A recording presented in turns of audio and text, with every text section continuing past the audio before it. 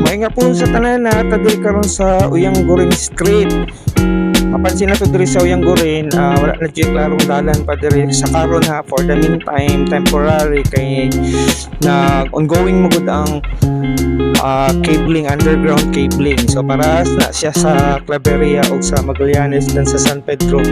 So ginakalot yun na nila ang both sides diri sa sidewalk, diri sa left o sa right side, kay ginalubungan nila ang mga wires. So sa karon ang ilang ginahimo na lang is ang katong mga controls.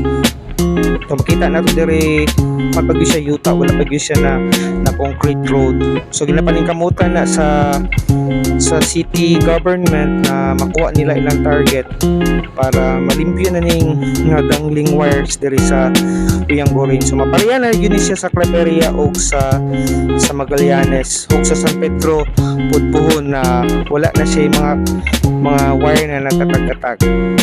Makita na to diri na namin diri sa NCCC. So daghang kayong salamat sa paglantaw sa akong vlog. Thank you.